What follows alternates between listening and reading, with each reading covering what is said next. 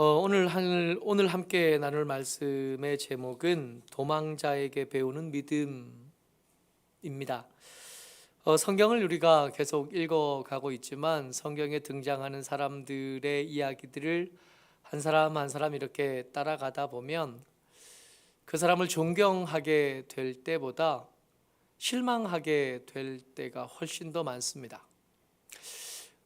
복음서를 읽어가면서 예수님을 이렇게 따라가면 감격하고 감사하고 벅차고 가슴이 먹먹해지는 순간들을 만나게 되지만 그 예수님을 따라다녔던 제자들 한 사람 한 사람을 따라가다 보면 아이고야 뭐 전화 나나 거기가 싶고 여전히 모자라고 부족한 모습들을 발견하게 됩니다. 성경은 그 흠과 모자람을 가려줄 생각이 1도 없으신 거예요.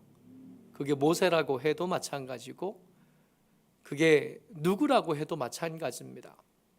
성경이 다윗을 참 사랑하거든요. 성경이 다윗을 사랑하고 그 다윗을 높이고 그 다윗을 기르는 일을 열심히 하지만 그럼에도 불구하고 다윗의 약함, 다윗의 모자람, 다윗의 부끄러움을 쓰기에 망설임이 없습니다. 오늘 우리가 시편 91편을 읽으면서 말씀을 나눌 때 이 시를 쓴 시인이 이렇게 잘난 사람은 아니구나 하는 것을 확인하게 돼요. 이긴 사람이 아니라 진 사람입니다. 제 앞가림을 잘한 사람이 아니라 잘하지 못한 사람이고 제 앞가림을 잘 못해서 어려움을 당한 사람입니다. 그야말로 그 삶의 일에서 능히 감당하지 못했고 도망자가 될 수밖에 없었던 사람이 쓴 시가 시편 91편인 거예요. 5절 6절 한번 같이 읽어보지요. 5절 6절 같이 읽습니다. 시작. 너는 밤에 찾아오는 공포와 낮에 날아드는 화살과 어두울 때 퍼지는 전염병과 밝을 때 닥쳐오는 재앙을 두려워하지 아니하리로다. 지금 이 시편 91편 5절 6절에 이야기하는 사람은 누구냐 하면 하나님이셔요. 근데 그 하나님이 지금 누구에게 얘기하냐면 자기에게 찾아와서 하나님을 피난처로 삼은 사람이 그에게 찾아왔을 때 하나님이 그 도망한 사람에게 해준 말이에요. 이 도망한 사람이 상황이 어땠냐 하면 밤에 찾아오는 공포가 있었던 거죠. 낮에 날아드는 화살이 있었던 겁니다. 이걸 감당을 못한 거예요. 밤에 찾아오는 공포에 대안이 없었던 겁니다. 편히 잠잘 만한 믿음이 이 사람에게는 있지 않았던 거예요.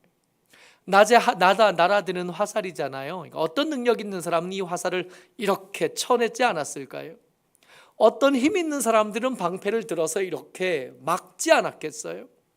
아니, 그 화살을 쏘기 전에 쫓아가서 쥐어 박아주지 않았겠습니까? 근데 이 시인은 그러지 못했던 겁니다. 밤에 찾아오는 공포에 대책이 없었고 낮에 날아드는 화살을 뻔히 보면서도 두려움에 떨면서 굳어진 다리로 그 화살을 피할 수 없었던 겁니다. 어두울 때 퍼지는 전염병에 대책이 없었고 밝을 때 닥쳐오는 재앙에 감당하지 못한 겁니다. 이게 전염병과 재앙 둘 다 재앙이잖아요. 둘 다 감당할 수 없는 겁니다. 그게 어두울 때 왔든 밝을 때 왔든 대책이 없기는 마찬가지였던, 역사장에 있었던 수많은 전염병들이 있었고 그 전염병 때문에 역사가 움직였던 기록들을 이 코로나 때문에 열심히 살펴봤었습니다. 정말 재미있는 게 1900년대 초반에 스페인 독감이 전 세계를 휩쓸고 기록에만 따른다면 우리나라에서도 한 5만 명이 죽었다 그래요. 여러분 1900년대 초반이면 우리나라 식민지 때이잖아요. 우리나라에서 죽은 사람들의 숫자를 열심히 셌을까요? 대충 셌을까요? 대충 센 숫자도 5만 명이었대요. 그리고 이 스페인 독감이 우리나라에서 정리가 되고 마무리됐다 그런 때가 한 3년쯤 지난 뒤였답니다. 100년쯤 지나서 지금 2000년대 접어들어서 코로나를 경험하고 지나왔는데 생각해보면 3년 지금이 훨씬 더 앞섰잖아요. 백신도 맞았고 3차, 어떤 분들은 4차까지 맞아요. 마스크, 그 구하기 힘든 마스크 열심히 구해서 쓰고, 그렇게 손 청결제 열심히 비누로 손 닦아가면서 그렇게 살았는데 해결하지 못한 거 아니에요? 어두울 때 퍼지는 전염병이나 뻔히 알고 닥치는 재앙이나 해결하지 못한 건 매 한 가지였다는 겁니다. 그럼에도 불구하고 이 시인이 감당할 수 없는 재앙과 화살과 공포 가운데 시달리면서도 살아남을 수 있었던 것은 4절 때문이에요. 하나님에게 도망갈 수 있었어요. 도망갈 수 있었고, 도망을 선택할 수 있었고, 도망간 그곳에서 능히 막아주시는 방패와 손방패를 만날 수 있었기 때문에 살아남은 겁니다. 그러니까 우리가 이 도망자에게서 듣고 싶은 것은 그가 얼마나 용맹했는지, 그가 얼마나 능력이 있었는지, 그가 얼마나 잘났는지를 듣고 싶은 게 아니에요. 우리가 다윗 이야기에서 듣고 싶은 건 다윗이 우리보다 노래를 잘했습니다가 아닌 거예요. 다윗이 우리보다 더 능력 있고 힘 있는 사람이었습니다가 아니라 그가 도망자일 수밖에 없을 때 얼마나 잘, 그리고 엉뚱한 데 헤매지 않고 피해야 될 곳에 잘 피했었는지를 배우는 거죠. 오늘 우리가 91편 시인을 통해서 배우는 것은 이겁니다. 4절이요. 같이요. 읽습니다. 시작. 그가 너를 그의 깃으로 덮으시리니 내가 그의 날개 아래에 피하리로다. 그의 진실함은 방패와 손방패가 되시나니. 그 삶의 문제를 감당할 수 없었는데 도망간 거예요. 어디로? 전능자에게로 도망간 겁니다. 전능자에게로 도망갔고, 그 전능자는 진실함으로 도망해 온 이 시인을 맞아 주신 거죠. 그에게 방패가 되기로 결정해 주셨고, 그에게 손방패가 되기로 결정해 주신 겁니다. 참 귀찮을. 여러분, 눈동자 같이 지키시는 아버지 하나님이시잖아요. 여러분, 눈동자 같이 지키려면 한시도 못 쉬는 거예요. 그렇지 않아요? 우리 몸에 있는 이 것들 중에 제일 빠르고 예민하게 움직이는 게 눈꺼풀이에요. 우리는 미처 인지하지도 못한 뭔가가 이렇게 날아오면 눈이 감겨. 눈동자를 지키려고, 그 연약하고 예민한 눈동자를 지키려고 눈꺼풀은 한시도 쉬지 않는 거예요. 도망해온 이 모질이, 피해온 이 모자란 사람, 부족한 사람을 하나님이 맡으시기로 결정하신 겁니다. 못나서 도망갔어요. 어찌하겠나? 뭐 어떻게 해요? 지켜야지. 이게 하나님의 말씀이에요. 하나님의 마음이시고 우리가 여기 모여 있는 이유가 됩니다. 9절입니다. 같이 읽죠. 시작. 내가 말하기를 여호와는 나의 피난처시라 하고 지존자를 너의 거처로 삼았으므로. 도망온 거예요. 도망왔는데 차마 내치지 못하신 겁니다. 착각하지 말 것이요, 우리가 쓸모가 있어 맡아주신 게 아닌 거예요.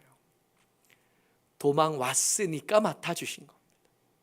그러니까 우리가 뭔가 유형해서 맡아주신 게 아니라 하나님을 피난처라고 말하면서 왔어요. 그래서 그 마음을 차마 거절하지 못하신 겁니다. 차마 내팽개치지 못하시고 차마 거절하지 못하신 겁니다.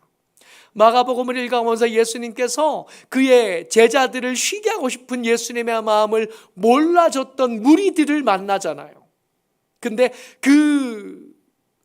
물론 오죽했으면 그렇게 했을까마는 그 제자들, 전도하러 나갔다 온 그 제자들을 쉬게 하려고 배 타고 바다를 건너는데 그 배 타고 가는 길보다 더 빨리 걸어서 뛰어서 배가 도착할 곳에 먼저 와 있는 그들, 참 염치도 없고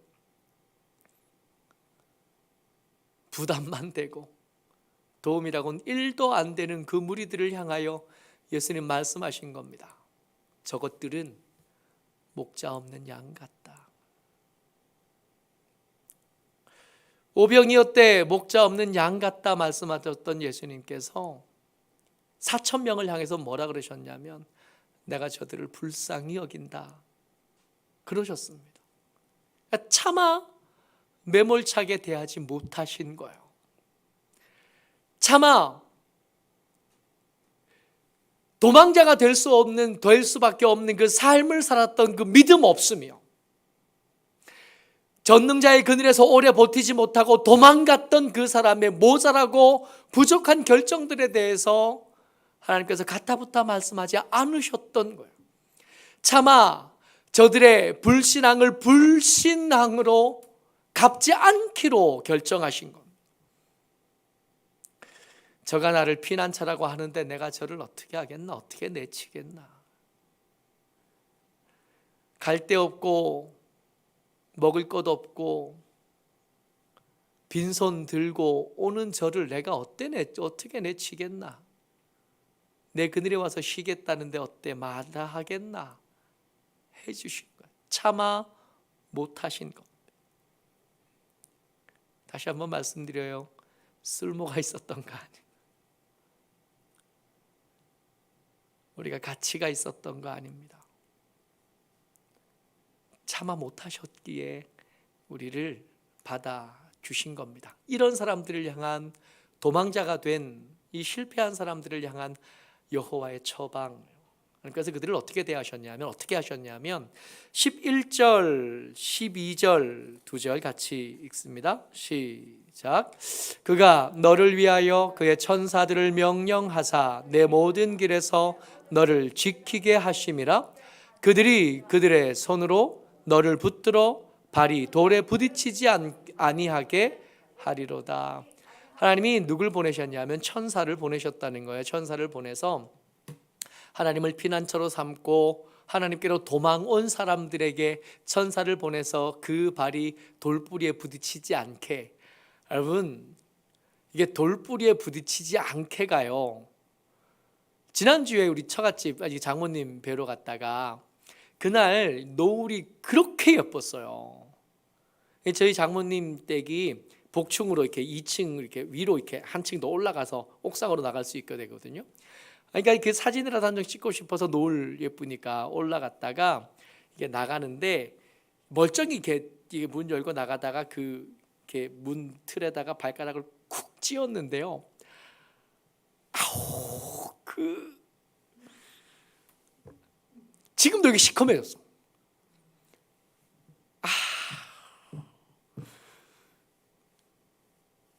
그 말로 못할 그 아프다가 울어도 누가 뭐라고 도와줄 수 있는 게 없어. 그거는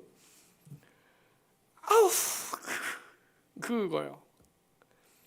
지나고 보면 그거 걸리라고 만들어 놓은 거 아니에요? 당연히 있는 거잖아요. 우리가 발가락을 부딪히는 그거 전부 다 테이블 다리이거나 문 틈이거나 내가 걸려 넘어지라고 놓은 게 악의적인 뭔가 하나도 없어. 그냥 맨날 거기 있어서 걔는 1mm도 움직이지 않았어.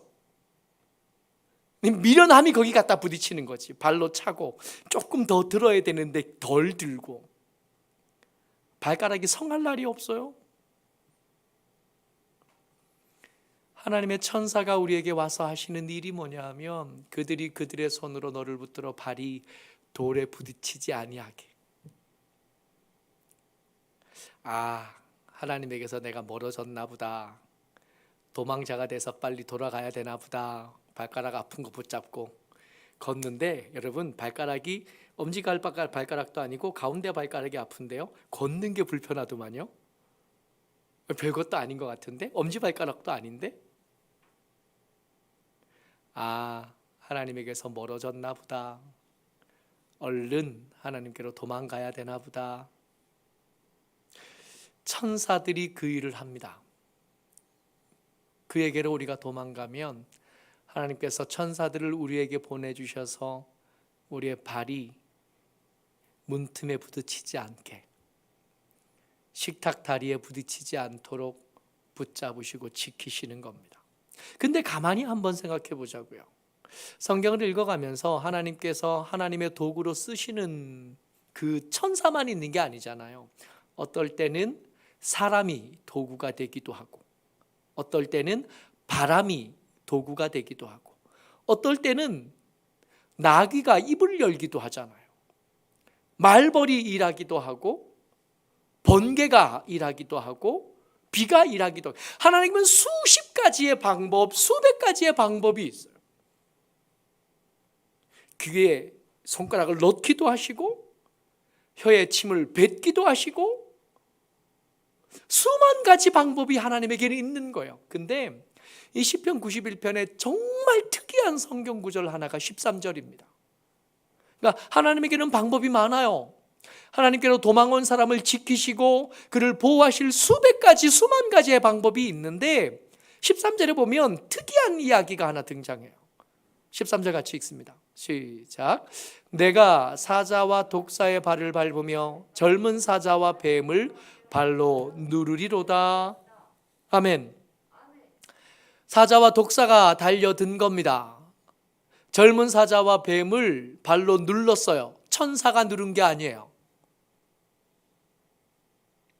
도구가 된 어떤 사람이 와서 나보다 하나님 편에 더 가까웠던 하나님의 쓰임과 보내심을 받은 사명자가 와서 사자를 밟고 뱀을 밟아준 게 아니에요. 바람이 한 것도 아니고 나귀가 한 것도 아니에요. 누가 했냐면 네가 했다는 거예요. 네가 도망자가 된 그 모자란 그 사람이요, 모질이 그 사람, 진 사람. 이 말씀을 통해서 우리가 염두에 둘 수 있는 거, 생각할 수 있는 거, 우리가 기도한 대로 응답은 안 되겠구나. 하나님이 원하시는 것은 우리가 매번 도움을 받아서 잘 되는 사람이 될 뿐만 아니라 우리를 도울 생각이 있고 도울 능력도 있고 심부름꾼으로 쓸 만한 천사도 있고 수만 가지 방법이 있지만, 하나님이 기뻐하시는 방법 중에 하나, 하나님이 자주 쓰시는 방법 중에 하나는 내가 건강해지는 거겠구나. 내가 좀 더 힘 있는 사람이 되어 주는 거겠구나. 그러려면 문제를 금방 해결해 주면 안 되잖아요. 짐을 금방 나누어 주면 안 되잖아요. 근육이 만들어지려면 차츰차츰 무거운 걸 들어야 되네. 그냥 가만히 있어서 근육이 만들어지는 법은 없는 거예요.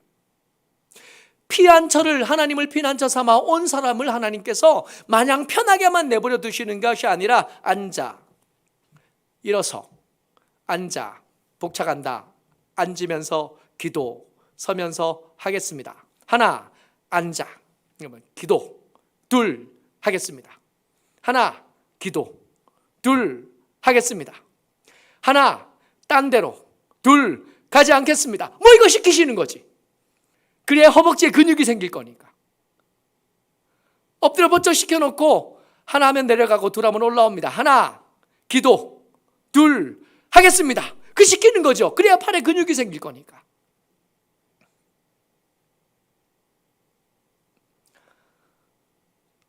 열심히 성벽을 돌아서 무너진 여리고 성도 있지만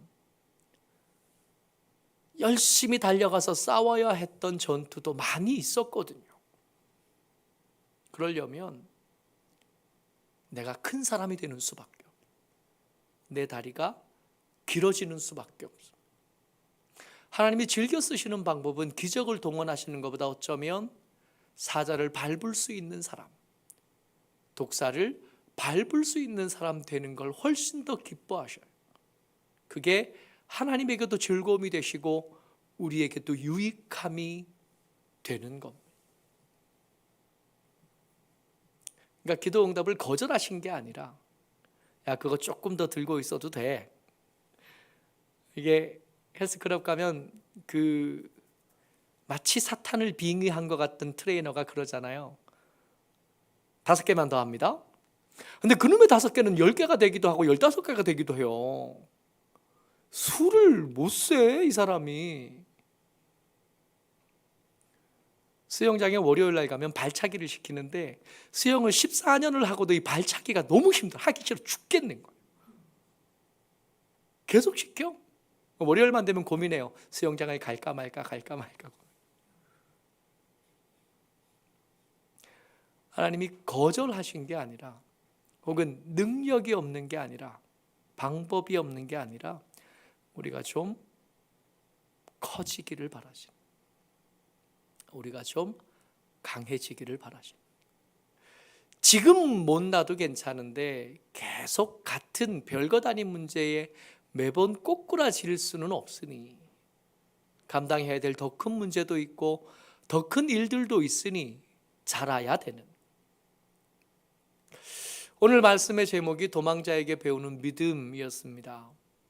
도망자가 하나님 앞에 그렇게 도망갈 수 있었던 것, 그가 하나님이 도망온 시인에게 요구하신 것, 14절과 15절에 요약이 되는데요. 같이 한번 읽어보죠. 시작. 하나님이 이르시되 그가 나를 사랑한즉 내가 그를 건지리라. 그가 내 이름을 안즉 내가 그를 높이리라. 그가 내게 간구하리니 내가 그에게 응답하리라. 그들이 환난 당할 때에 내가 그와 함께하여 그를 건지고 영화롭게 하리라. 우리에게 요구하시는 것이 세 가지가 등장했어요. 나머지는 하나님이 하시는 거고, 나머지는 하나님이 하시는 거고, 우리에게 세 가지를 요구하셨는데 그 세 가지가 뭐였냐면, 하나님을 알고, 하나님을 사랑하고, 그에게 간구하고. 이게 믿음이에요. 나머지는 하나님의 몫이지. 우리를 건지는 것 하나님의 몫이에요. 우리를 높이는 거 하나님의 몫이에요. 우리에게 응답하시고 우리를 구원하시는 거 하나님의 몫이에요. 우리는 뭐 하냐 하면 그를 배우는 거예요. 그가 어떤 분이신지 알아가는 거예요. 그리고 그가 어떤 분이신지 알게 되면 그가 요구하시는 것을 이렇게 알게 되잖아요. 근데 그가 요구하시는 것을 알게 되면 이걸 의무로 받으면 힘들어. 근데 이 힘든 게 쉬워지는 순간이 와요. 사랑이 그게 비결인 거예요. 그 귀찮은 일이 사랑이 되면 가능해요. 신랑에게는 안 해주던 걸 아들에게는 해주잖아요. 신랑을 향한 사랑은 이미 식었고 아들을 향한 사랑은 이 지금 불듯 하는 거예요. 비결이 이겁니다. 하나님이 우리에게 요구하시는 것이 우리에게 즐거움이 되는 순간 하나님을 사랑하게 되면서 이게 가능해지는 거예요. 예배드리러 오는 거, 그 귀찮은 일이 가능해지는 순간은 사랑이 시작되면, 그 힘든 헌금하는 거, 헌신하는 거, 시간을 하나님께 내어드리는 거, 이게 가능해지는 순간은 하나님을 사랑하게 되는 순간 이게 가능해지는. 그리고 내게 있는 문제를 내가 굳이 해결하려고 하지 않아도 돼요. 열심히 살아가지만 그런 중에 하나님을 의뢰함으로 내 삶의 태도를 만들어가는 거. 그러니까 우리가 하나님이 우리에게 요구하시는 건 세 가지입니다. 하나님을 알고, 그를 사랑하고, 그에게 간구하고. 이걸 믿음이라고 불러요. 하나님이 이것에 대해서 응답하시면서 우리를 건지시고, 우리를 강하게 하시고, 우리를 구원해내시는 거예요. 이건 하나님의 몫이니까 하나님이 알아서 하실 거예요. 우리는 이것만 잘하면 됩니다. 알고, 사랑하고, 의뢰하고. 모쪼록 저와 여러분들이 이 도망한 사람에게서 배우는 이 믿음으로 내 삶을 지켜내고 하나님 앞에 반듯하게 서는 하나님의 사람들 다 되시기를 주의 이름으로 축복합니다. 아멘.